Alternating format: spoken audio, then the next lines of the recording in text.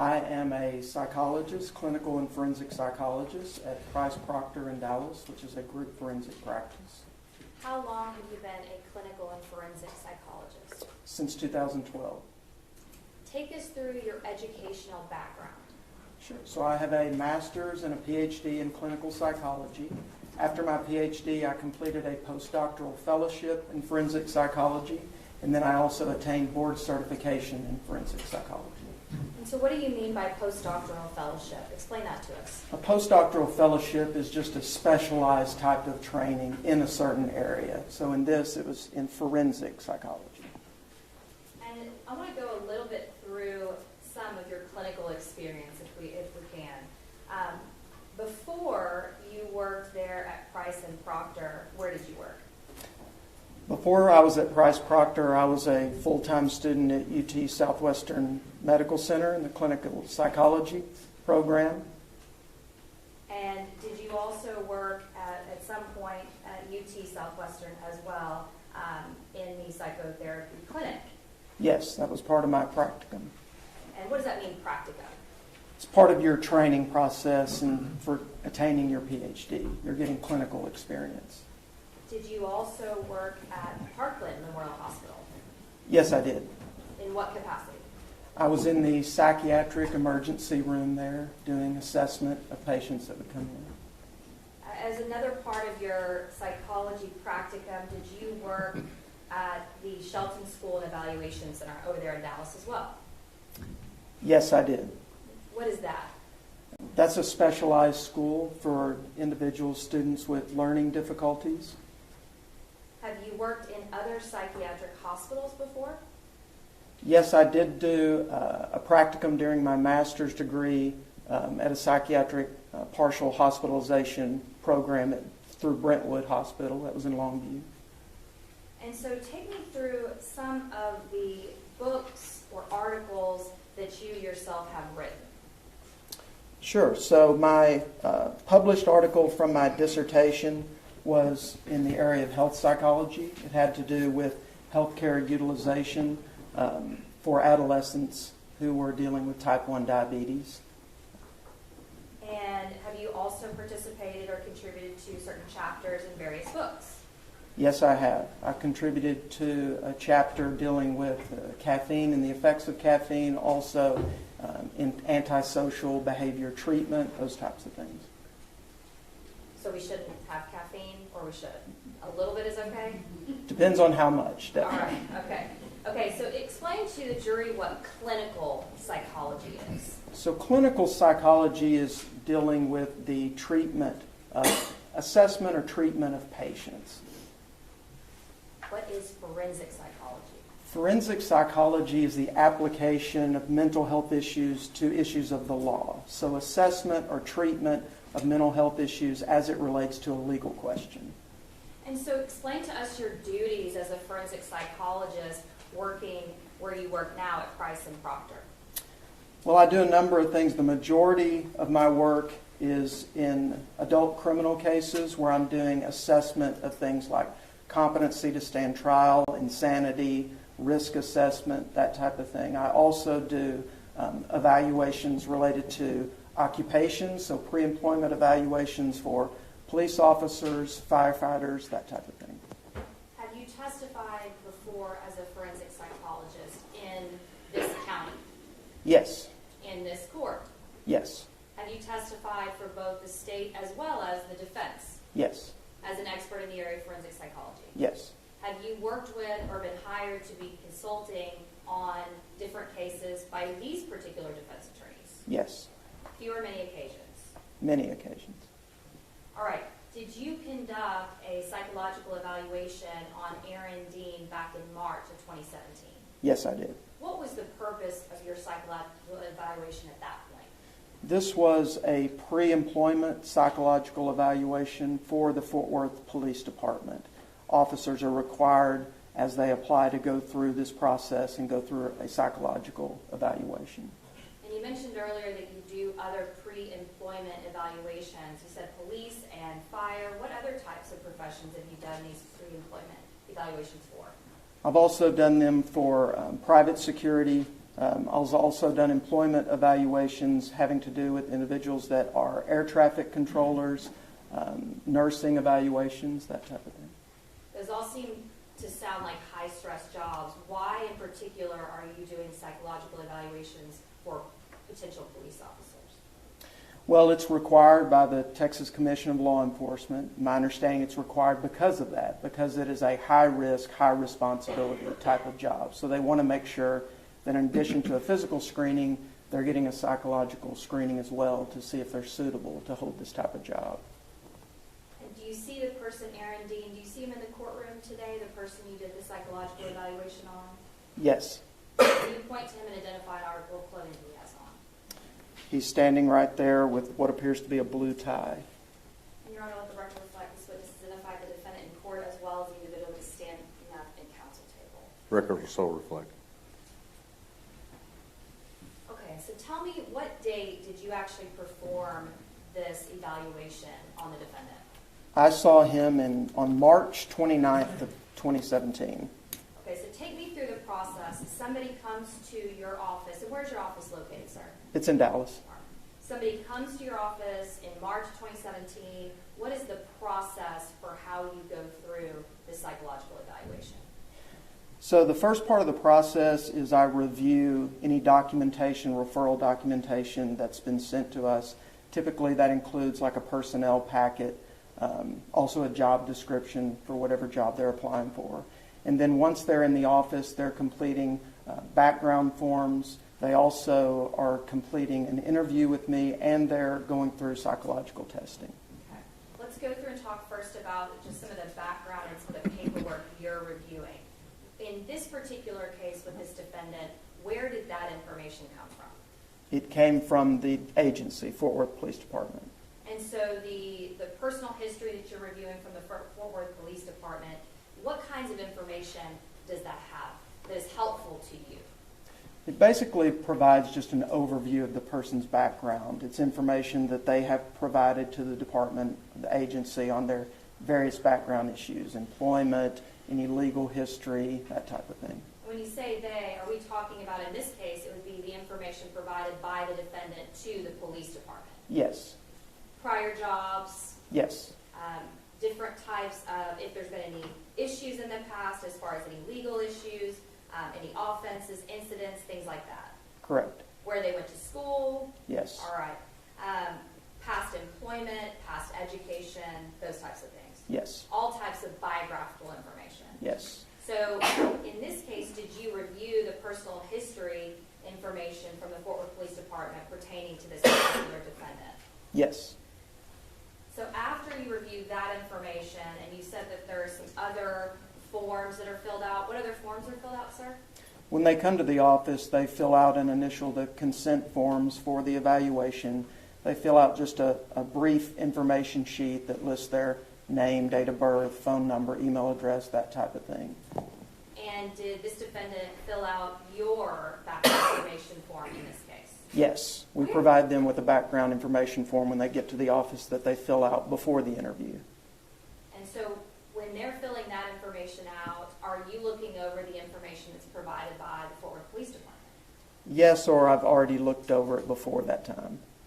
So after they fill out the information, the background information form for your office in the lobby, what's the next thing they do? So the next thing they do is start in on the psychological testing. So they complete their psychological testing. Once they're through with that, then they see me for an interview. So let's go through the different processes for the psychological testing. Take me through the two different types of personality or psychological testing that is done. Sure. So in conjunction with the Texas Commission on Law Enforcement, they provide some standards with what type of testing needs to be done. In particular, they state that there needs to be at least one assessment of psychopathology or abnormal psychological functioning, and then also a test of normal or universal personality traits. So we conduct the testing of both of those things, two different type of tests. In this case, he completed the PAI, which is the Personality Assessment Inventory, which is a test of psychopathology, general psychological functioning, personality functioning. And then he also completed what's called the NEO-PI3, which is the test of universal or normal personality traits. So it's not looking at psychopathology, it's just looking by self-report how he assesses himself in terms of general traits, like how extroverted he thinks he is, how conscientious he thinks he is, that type of thing. Can you explain to us in more depth what psychopathology is? Psychopathology is just an abnormal psychological functioning. And those two tests, are those accepted as, and are they required to have a general psychopathology as well as a personality test when conducting these pre-employment interviews for law enforcement? Yes, they are. Okay. And are these the most common that are used, the personality assessment inventory and the NEO personality inventory? I'd say they're definitely in the group of what's most commonly used. How are these two assessments conducted? Where are they done? They're done in our testing room via computer administration. So the items are on the screen, they're responding on the computer, it follows along as they go. And about how long does it take to complete? Let's just first talk, is there one that's done before the other one? It doesn't have to be. Typically, they take the personality assessment inventory first with how our office administers them, but they can be done in either order. So let's just first talk about the PAI, the personality assessment inventory. The test that's determining the psychopathology of an individual, about how long does that take? It's not timed, so it can vary depending on how long it takes a person to read the items and respond, but in general, typically around 45 minutes to an hour. And can you give us some examples of the types of questions or how this assessment is done? I can't give you the specific questions due to the publication issues, but I can tell you just in general, there are statements. Each item is a statement that you then respond to. So a statement might be something like, I enjoy spending time outdoors, or I enjoy spending time with my friends, or I have trouble sleeping. Just a number of various statements that you then respond to, whether or not for you that is false, not true at all, slightly true, mostly true, or very true. So there's a gradient that you can respond to for each item. And whether that's done before or after the NEO personality inventory, regardless, as far as the NEO personality inventory, how is that administered? The same way? Same way. It's a computer administration. Again, there's items that they respond to, that they have a range of responses. For that one, they're responding anywhere from strongly disagree to strongly agree. There's a range. And so overall, after these two assessments are done, is there a result of some sort that's given to you? Yes, there's a report for each assessment that's provided. Is that provided to you before or after you interview the defendant? Before. So I review the testing results before in case I want to review any of that or ask any follow-up questions with them. It's also required as part of the TCOL instruction that the interview has to come after the testing. And so overall, the personality assessment inventory, the NEO personality inventory, are both of those, would you agree with, based on self-reporting, whatever they answer, and then it's reported to you? Yes, but the PAI is a little different in that it assesses the extent, what we call validity or impression management. It assesses the extent to which a person is trying to present themselves maybe better than they are or with little faults, or if they're trying to present themselves as having more problems than is actually present. The NEO doesn't do that. And how are there those safeguards? How does that show up on a test? If somebody's trying to seem better or to seem like they have more problems? There are specific scales, what are called validity scales on that type of test, to where it analyzes their response pattern and it gives you a score to reflect how likely that kind of issue might be present or not. And depending the type of, the request given, whether it be pre-employment or maybe for court, have you seen that before where individuals will try to act like they have more problems or more issues? Many times. Have you seen where people try to also, fake the test out or over-exaggerate how good they are? Many times. Try to kind of fake out the test. There definitely can be some significant positive or negative impression management depending on the context of the evaluation, yes. And so the positive impression management, if you do see that, how do you make sure that the test is still valid? Well, there's a range of what's acceptable for that inherent in the test. So it interprets the level that that's at, and then it gives you some information in terms of if it's at a certain level, then the test is considered invalid. If it's below that level, then the interpretation suggests that you should interpret the rest of the test with some caution, that there might be some distortion here, but it's still able to be interpreted. So the test guides that. All right. And so whenever you did review the NEO personality inventory and the results and the PAI results, did you have any particular areas that you explored with the defendant during the interview? Yes. Let's start, is there one that you prefer to start with as far as whether the personality assessment inventory or the NEO? The personality assessment inventory is the first test that he took and the first test that I discussed with him, if you want to go in order. Yeah, let's go in order. Let's start there. And so did you discuss, what particular things did you discuss within the PAI? Well, given that there were indications from the PAI of grandiosity and some interpersonal difficulties, including that this person would likely to be seen as domineering or over-controlling, interpersonal difficulties related to that, that they might be someone, these profile types tend to be those who are very concerned with sort of the facade of superiority and not appearing passive or weak in any way. So those type of things, given that they suggested some possible problem areas, I asked him about those type of things. Will you define the grandiosity to us, please? Sure. Grandiosity is just an inflated sense of self. So an inflated sense of your own abilities, your own qualities, things that you see, like arrogance, entitlement, those type of things are what we think of with grandiosity. And what about domineering? Define that for us. So domineering is someone who tends to be overbearing or controlling of others. And superiority, you said with superiority. Describe that to us. Can you define that more for me? Sure. So just again, it's the idea of having a very high opinion of yourself and being very concerned about appearing weak or submissive at all on the outside to others.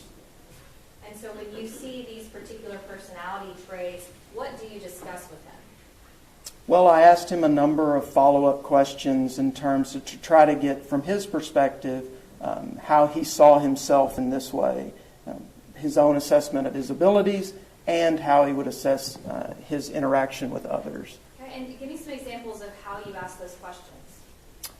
So I asked him to rate himself on a scale from 0 to 10, where 0 is the worst person possible, 5 is an average person, 10 is a perfect person with no flaws. I had him rate himself on that scale. And what was his result? He gave himself a 9. A 9 out of 10? Yes. Is that, in your experience, a higher rating than you typically see? Yes. And so is that consistent with what that particular personality test had assessed as being grandiose and having a higher inflated view of yourself? Yes. Did he indicate why he's not a 10 out of 10? He indicated that he would be a 10 out of 10 if not for what he categorized as some stupid things that he had done in the past to, as he described it, piss people off. And what other types of things did you discuss with him regarding this grandiosity portion of the personality test? Well, I asked him just in terms of any faults or flaws that he would see in himself or things that he felt like he might need to improve upon. He said he had noted on my form that his bad fault or flaw was chewing ice. And then when I asked him about are there any flaws or things you would like to improve upon or could improve upon, he indicated that he felt like he was too messy and he could be neater. I asked him if there was anything else that he might need to improve upon, and he said no. And your opinion is saying that someone's messy and chewing ice. Do you typically see people have more that they'd like to improve upon in their own lives? Typically, it's not out of the ordinary in this type of evaluation where someone is up for a job that they're not presenting you with everything negative about themselves. but I typically see a little bit more than this for sure. Okay. All right, and then what else did you ask him about in terms of the grandiosity we've been discussing? So I asked him just about various occupations or skills and whether or not he felt that he could do these things or not do these things. I went through a number, some of which he said he could do, some of which he said he couldn't. Things that he said that he could do was that he felt like he could fly a commercial airliner. When asked why he felt like he could do that, he said that he had played a flight simulator game when he was a kid. He said that he could teach an advanced calculus class. Things that he said that he could not do was that he was not qualified to be president. He could not perform brain surgery. He indicated that he could not teach an advanced economics class. But he could fly a commercial aircraft? Yes. From what you reviewed as his personal history, background, employment, education, did he have any pilot training? Not that I'm aware of. So based on the playing of his flight simulator game, he believed he could pilot an aircraft? That's the way I took it, yes. And is that consistent with somebody that has an overinflated view of themselves? Very much so. And their abilities? Yes. Okay. All right, so what's next? What else, as far as your evaluation, did you see and discuss with him? In terms of the testing, I did ask him, since there were some indications on there of this overbearing, over-controlling type of interaction with others, he said that he had never been told that he was too dominant or over-controlling, or that he was impatient. He indicated that he is able to take charge, but he is also does just fine with being submissive to others. Basically reported that he had never had any problems or issues with that. Did that surprise you? Yes and no. I would say, given his grandiosity, I wasn't expecting to hear a lot from him that maybe painted himself in a negative light. But I was somewhat surprised that if that was his personality style, that he might not have ever heard that, at least from someone else, even if he didn't agree with it. Okay. All right. And so what else was discussed with him as far as the concerns that you saw on the test? The majority of my discussion with him in terms of concern of testing revolved around those two areas: his grandiosity and then his interpersonal style and difficulties that might result from that. That was the main focus of the follow-up from the testing, because those were the two main problematic issues. And when he talked about rating himself, and he would be a 10 with the exception of some stupid things that offended or bothered people, did he go through and talk about the specifics of what those were? He provided 3 examples, yes. Did you also, in reviewing his personal history from the Fort Worth Police Department, were some of those things mentioned? Yes. Okay. So let's go through those if we can. Tell me one of those things that he mentioned in the testing and in talking to you. So one of the things that he noted was that he had had an incident where he had gone into a fast... Can we post that? Yes.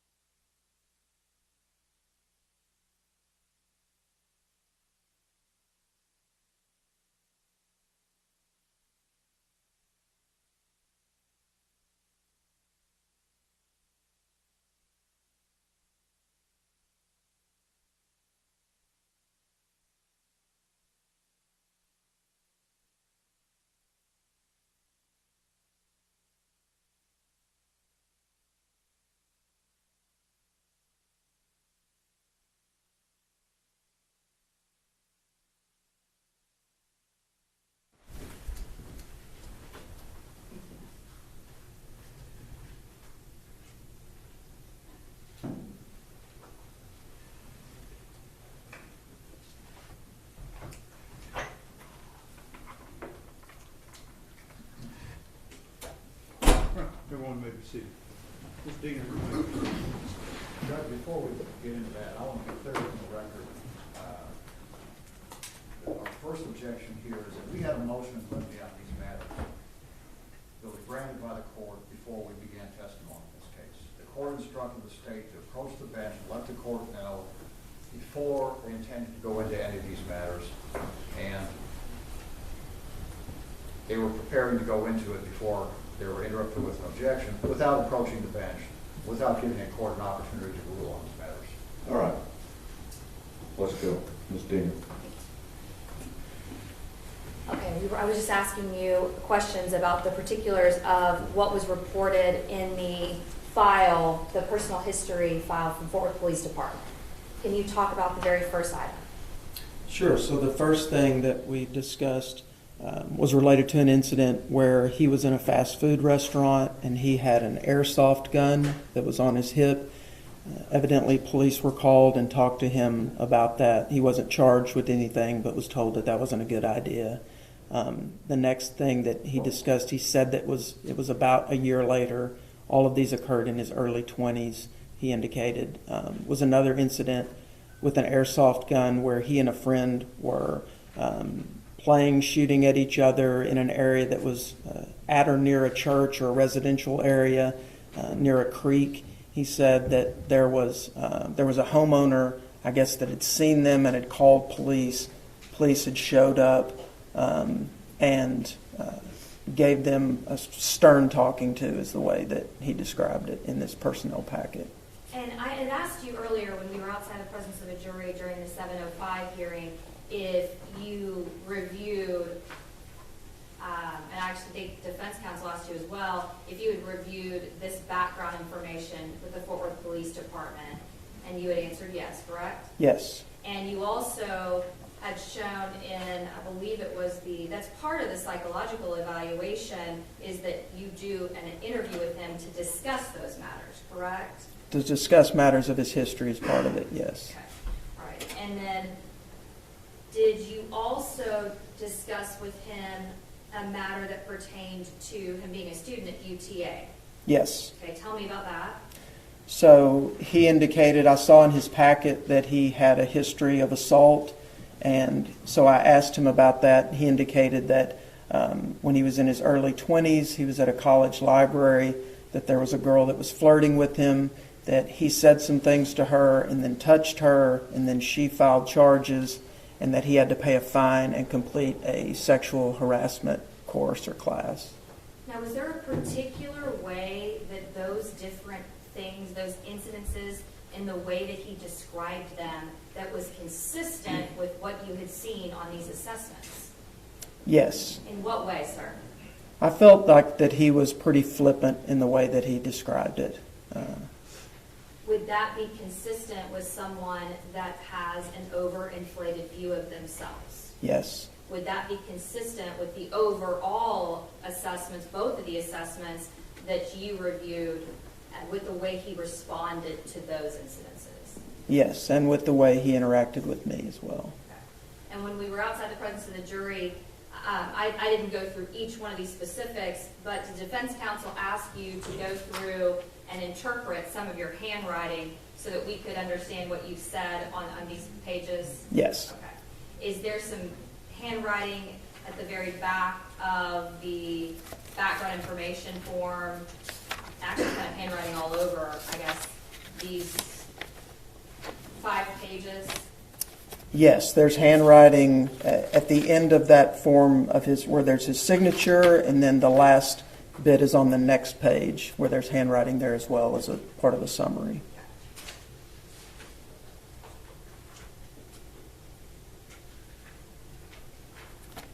Looking now here at the Fort Worth Police Department's background information,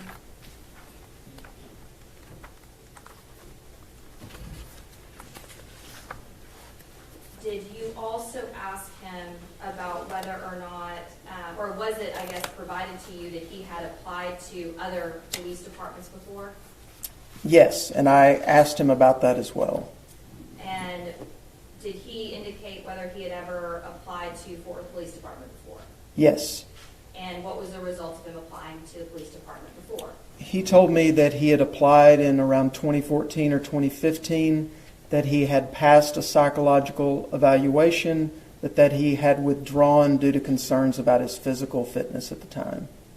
And did you look through in the background information for Fort Worth Police Department whether he had ever applied to Reno, Nevada Police Department? Yes. And what was the result of his application to that police department? He failed the physical. Okay. And had he also applied to the Grand Prairie Police Department? Yes. And when was that? That was in 2016, I believe, per his packet. Okay. Was there also some information in this background form from the police department that he had been in trouble before for punctuality, being late to work? Yes. Okay.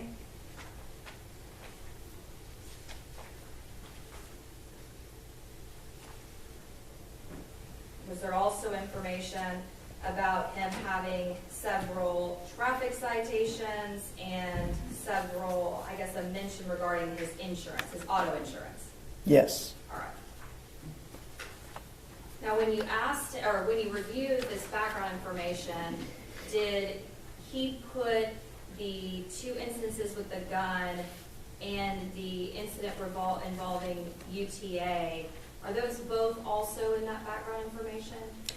The information that he filled out for my office? No, the information he filled out for the Fort Worth Police Department. Yes. And is that also in the information that he filled out with you? Well, in the information that he filled out with me, he noted his assault. There was nothing that he wrote on his background form related to the incidents with the airsoft guns, but I did talk to him and ask him about that. Okay. And why was that important to you to talk to him about that? Well, just because they were interactions that he had had with law enforcement in the past, and that to assess his behavior and judgment at the time and what occurred.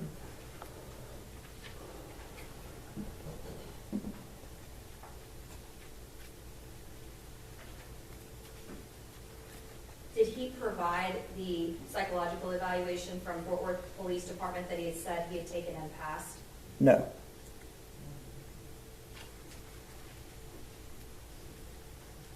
If he had provided that to you, would that be a part of the file that you would have provided to me? Yes.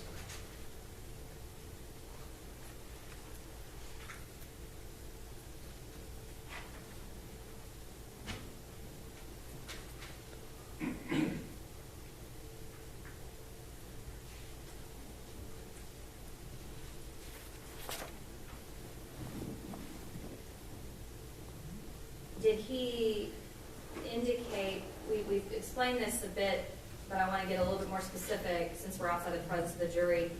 When he talked about the incident in college at UTA with a female, did he indicate to you whether she, the female,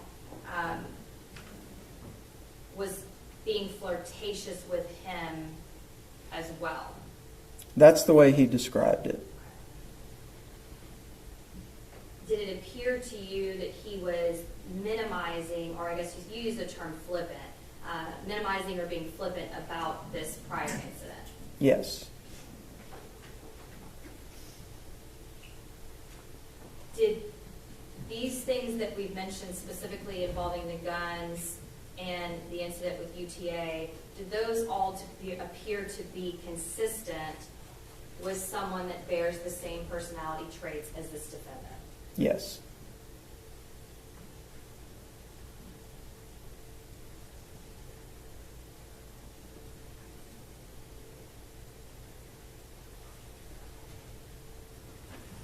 And Judge, for purposes of this record, since we're outside the presence of the jury, I wasn't planning on getting into him being late to work. I wasn't planning on getting into him using his auto insurance or traffic citations for any, I think, speeding or wrecks. But I just wanted to flesh that out since we were outside the presence of the jury. But for purposes of this hearing, I'll pass the witness. Thank you. Mr. Gill? I don't have any additional questions, but I have some